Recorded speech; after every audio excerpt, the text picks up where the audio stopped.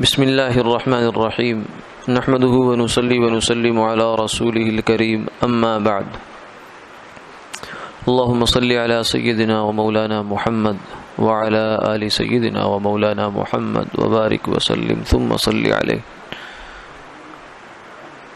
معراج شریف کے واقعات کا بیان چل رہا ہے۔ گزشتہ سے پیوستہ یہ واقعہ بھی ہے۔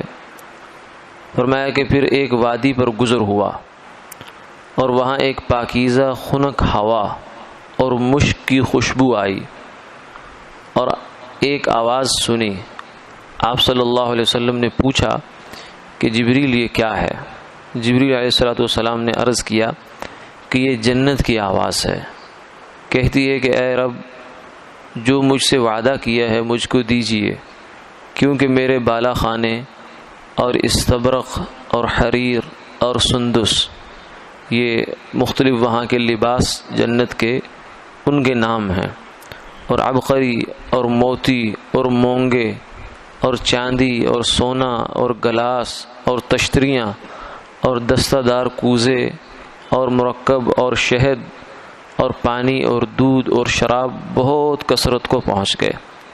تو اب میرے وعدہ کی چیز یعنی جنت کے مکین مجھ کو دیجیے کہ وہ ان نعمتوں کو استعمال کریں۔ یہ جنت کا شوق ہے اپنے رہنے والوں کے لیے۔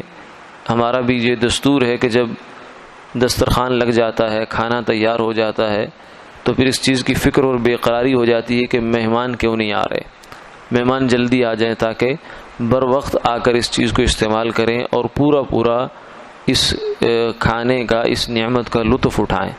تو جنت بھی چونکہ اللہ تعالیٰ کی رحمتوں کی اور نعمتوں کی تجلی ہے وہاں، تو اس لیے وہ ہر روز اس کو یہ شوق ہوتا ہے کہ کب آئیں گے میرے رہنے والے اور میرے مستحق، جو آئیں گے اور آ کر میری نعمتوں کو استعمال کریں گے۔ اللہ تعالیٰ کا ارشاد ہوا کہ تیرے لیے تجویز کیا گیا ہے ہر مسلمان مرد اور عورت اور مومن مرد اور عورت، اور جو مجھ پر اور میرے رسولوں پر ایمان لائیں اور میرے ساتھ کسی کو شریک نہ کریں، اور جو مجھ سے ڈرے گا وہ مامون رہے گا، امن میں رہے گا، جو مجھ سے مانگے گا میں اس کو دوں گا، جو مجھ کو قرض دے گا میں اس کو بدلہ دوں گا، جو مجھ پر توکل کرے گا میں اس کی کفایت کروں گا۔ میں اللہ ہوں، میرے سوا کوئی معبود نہیں، میں وعدہ خلافی نہیں کرتا۔ بے شک ایمان والوں کو کامیابی حاصل ہوئی، اور اللہ تعالیٰ جو کہ احسن الخالقین ہیں وہ بابرکت ہیں۔ جنت نے کہا میں راضی ہو گئی۔ پھر ایک وادی پر گزر ہوا اور ایک وحشت ناک آواز سنی اور بدبو محسوس ہوئی۔ آپ نے پوچھا جبریل یہ کیا ہے؟ جبریل علیہ السلام نے عرض کیا کہ یہ جہنم کی آواز ہے، کہتی ہے کہ اے رب، مجھ سے جو وعدہ کیا ہے یعنی دوزخیوں سے بھرنے کا جو وعدہ ہے مجھ کو عطا فرما، کیونکہ میری زنجیریں اور طوق اور شعلے اور گرم پانی اور پیپ اور عذاب بہت کثرت کو پہنچ گئے۔ میری گہرائی بہت دراز اور لمبی ہو گئی، گرمی بہت تیز ہو گئی۔ اللہ تعالیٰ کا ارشاد ہوا کہ تیرے لیے تجویز کیا گیا، تجھے حصہ دے دیا گیا ہر مشرک عورت مشرک مرد، کافر عورت کافر مرد، اور ہر تکبر کرنے والا، ہر ضدی جو قیامت کے دن پر یقین نہیں رکھتا۔ دوزخ نے کہا کہ میں راضی ہو گئی۔ ابو سعید رضی اللہ عنہ کی روایت میں ہے کہ آپ نے فرمایا مجھ کو داہنی طرف سے، دائیں جانب سے ایک پکارنے والے نے پکارا کہ میری طرف نظر کیجئے، میں آپ سے کچھ دریافت کرنا چاہتا ہوں۔ میں نے اس کی بات کا جواب نہ دیا۔ پھر ایک اور نے مجھے بائیں طرف سے پکارا، میں نے بھی اس کو بھی جواب نہیں دیا۔ اور اس میں یہ بھی ہے کہ ایک عورت پر نظر پڑی جو اپنے ہاتھوں کو کھولے ہوئے ہے اور اس پر ہر قسم کی آرائش یعنی زیب و زینت ہے جو خدا تعالیٰ نے بنائی ہے، یعنی جتنی بھی زیب و زینت اس پر ممکن ہو سکتی ہے اتنی ہے۔ اس نے بھی کہا کہ اے محمد صلی اللہ علیہ وسلم، میری طرف نظر کیجئے، میں آپ سے کچھ دریافت کروں گی۔ میں نے اس کی طرف بھی التفات نہیں کیا۔ اور اسی حدیث میں ہے کہ جبریل علیہ السلام نے آپ سے کہا کہ پہلا پکارنے والا یہود کا داعی تھا، یہودیوں کا، اگر آپ اس کو جواب دیتے تو آپ کی امت یہودی ہو جاتی۔ دوسرا پکارنے والا نصارہ کا داعی تھا، عیسائیوں کا، اگر آپ اس کو جواب دیتے تو آپ کی امت عیسائی ہو جاتی، اور وہ عورت دنیا تھی۔ یعنی اس کے پکارنے پر جواب دینے کا اثر یہ ہوتا کہ آپ کی امت دنیا کو آخرت پر ترجیح دیتی۔ اسی حدیث میں یہ ہے کہ آپ صلی اللہ علیہ وسلم آسمان دنیا پر تشریف لے گئے، یعنی سب سے نچلا آسمان، اس کو آسمان دنیا کہتے ہیں کیونکہ یہ جو زمین ہے اس کے قریب یہی آسمان ہے۔ آپ اس آسمان پر تشریف لے گئے اور وہاں آدم علیہ السلام کو دیکھا، اور وہاں بہت سے دسترخوان رکھے دیکھے جن پر پاکیزہ گوشت رکھا ہے، مگر ان پر کوئی شخص نہیں۔ دوسری طرف کچھ دسترخوان ہیں جن پر سڑا ہوا گوشت رکھا ہے، گلا ہوا، اور اس پر بہت سے آدمی بیٹھے کھا رہے ہیں۔ جبریل علیہ السلام نے کہا کہ یہ وہ لوگ ہیں جو حلال چھوڑتے ہیں اور حرام کو کھاتے ہیں۔ اور اسی میں یہ بھی ہے کہ آپ کا گزر ایسی قوم پر ہوا جن کے پیٹ کوٹھڑیوں جیسے ہیں، جب ان میں سے کوئی اٹھتا ہے فوراً گر پڑتا ہے۔ جبریل علیہ السلام نے آپ سے کہا کہ یہ سود کھانے والے ہیں۔ اور آپ کا گزر ایسی قوم پر بھی ہوا کہ ان کے لب اونٹ کے سے ہیں، جیسے اونٹ کے ہونٹ نیچے لٹکے ہوئے ہوتے ہیں بڑے بڑے، وہ چنگاریاں نگلتے ہیں، انگارے اور چنگاریاں کھا رہے ہیں، اور ان کے نیچے سے یعنی پاخانے والی جگہ سے وہ چنگاریاں نکل رہی ہیں۔ جبریل علیہ السلام نے عرض کیا کہ یہ وہ لوگ ہیں جو یتیموں کا مال ظلماً کھا جاتے تھے۔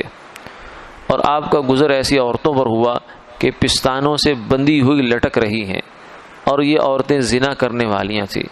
اور آپ کا گزر ایسی قوم پر ہوا کہ جن کے پہلو کا گوشت کاٹا جاتا تھا اور انہی کو کھلا دیا جاتا تھا۔ یہ لوگ چغل خور عیب چین تھے، یعنی لوگوں کے اندر کمیاں کوتاہیاں، ہر وقت عیب بینی، فلاں میں یہ مسئلہ ہے، یہ نقص ہے، یہ ہے، وہ ہے، اور چغل خوری کے ایک کی بات دوسرے کی طرف جا کے پہنچا دی، اس نیت سے، اس جذبے سے کہ دوسرا بھڑک جائے گا اور آپس میں فساد اور لڑائی ہو جائے گی۔ یہ چغل خوری ہے، اس کا وبال بڑا سخت ہے کہ آپ نے فرمایا لا يدخل الجنت قطات، کہ چغل خور آدمی جنت میں نہیں جائے گا جب تک اپنی سزا نہیں بھگتے گا۔ فائدہ، عالم برزخ مکان کے اعتبار سے خواہ کہیں ہو، یعنی یہ جو جتنے واقعات گزرے ہیں یہ عالم برزخ، یہ ایک عالم دنیا ہے، یہ ہمارا عالم ہے مادی، جو مادی عالم ہے، اس میں عنصری عالم ہے، اور ایک اس کے بعد جو ہے دوسرا عالم ہے جو عالم برزخ ہے، عالم آخرت ہے۔ تو اس کا انکشاف اس سے مشروط نہیں کہ جس آدمی کو وہ نظر آئے وہ اس جگہ میں بھی ہو جہاں وہ چیزیں ہیں، بلکہ اللہ تعالیٰ کہیں پر رہتے ہوئے بھی غیب کے جہان کو آدمی پر کھول دیتے ہیں۔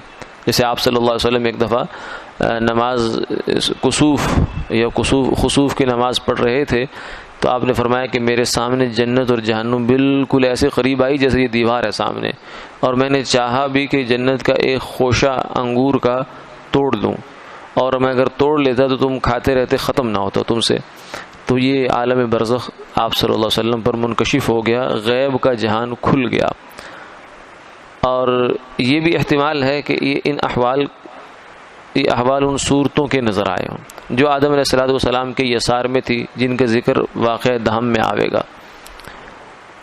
حضرت ابن عباس رضی اللہ تعالیٰ عنہ سے روایت ہے کہ جب آپ صلی اللہ علیہ وسلم کو معراج کرائی گئی تو بعض ایسے انبیاء پر آپ کا گزر ہوا جن کے ساتھ بڑا مجمع تھا، اور بعض ایسوں پر گزر ہوا جن کے ساتھ چھوٹا مجمع تھا، اور بعض کے ساتھ کوئی بھی نہ تھا۔ یہ بھی انبیاء علیہ السلام ہی، قیامت والے دن ایسا بھی ہوگا کہ کئی نبی ایسے تشریف لائیں گے کہ جن کے ساتھ ایک امتی بھی نہیں ہوگا، اسی لیے فرمایا کہ وہ بھی کامیاب ہیں۔ یعنی کامیابی ناکامی کا مدار نتیجے پر نہیں ہے کہ کتنا کام کر کے لائے، بلکہ اس پر ہے کہ تمہارے ذمے جو کام لگا تھا، جیسے لگا تھا ویسا کر دیا یا نہیں کر دیا۔ ویسا کام اگر کر دیا تو آپ کامیاب ہیں، نہیں کیا تو ناکام۔ اللہ کے یہاں کامیابی ناکامی کا معیار وہ گنتی پر نہیں ہے کہ کتنے لوگ لے کے آئے، ورنہ نعوذ باللہ ایسے انبیاء علیہ السلام جن کے ساتھ ایک امتی بھی نہیں ہے، وہ بظاہر تو ناکام لگتے ہیں لیکن حقیقت میں ایسا نہیں ہے۔ اللہ کے ہاں وہ کامیاب ہی کامیاب ہے۔ یہاں تک کہ آپ کا گزر ایک بہت بڑے مجمع پر ہوا۔ میں نے پوچھا کہ یہ کون صاحب ہیں؟ کہا گیا کہ موسیٰ علیہ السلام اور ان کی قوم ہے۔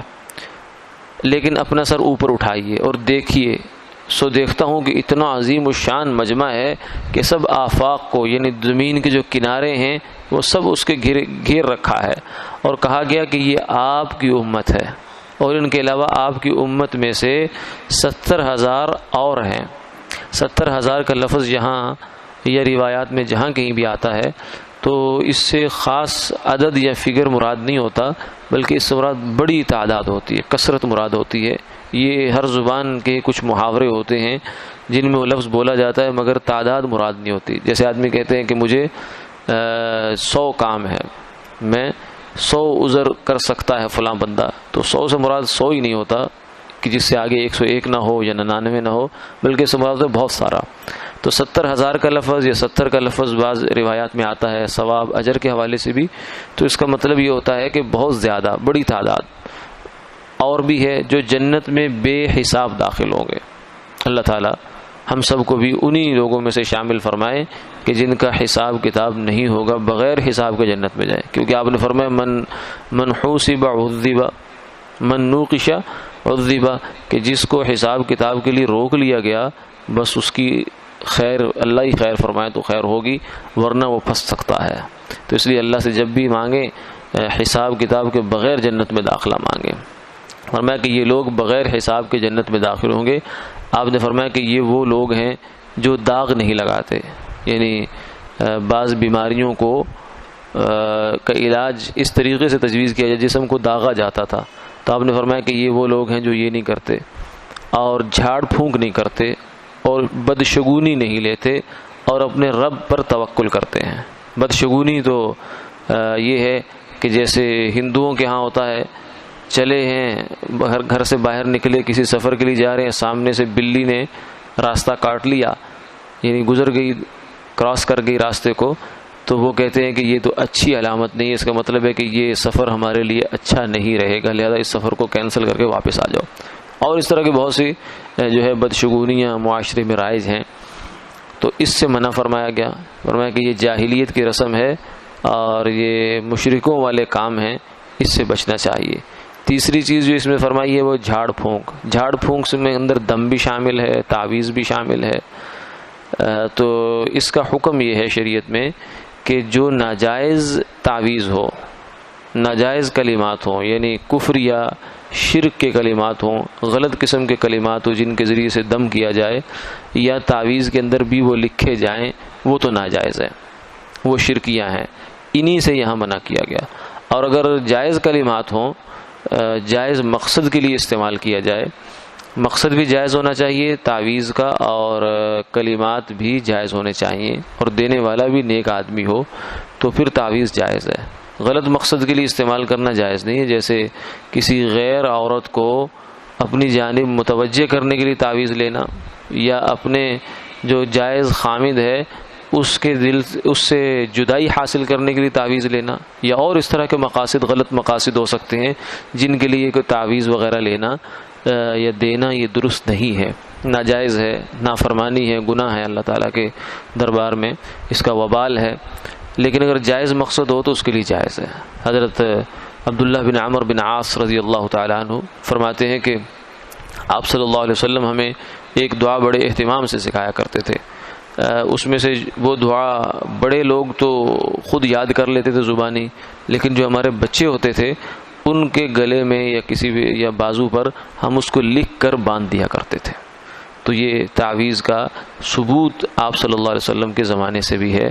تو اس روایت میں یا اور اس طرح کی جو روایات میں ممانعت آئی ہے وہ شرکیہ تعویذ کے بارے میں، کہ اس کے اندر، اسی لیے ایک صحابی کو آپ نے فرمایا کہ انہوں نے عرض کیا یا رسول اللہ ہم دم کرتے ہیں بعض دفعہ، تو آپ نے فرمایا تعرضون علیہ کہ وہ دم ذرا میرے سامنے لاؤ، کہ اس کے اندر کوئی شرک کا کلمہ تو نہیں ہے، اگر شرک کا کلمہ نہیں تو بس ٹھیک ہے، تو یہ جائز ہے۔ وآخر دعوانا الحمدللہ رب العالمین۔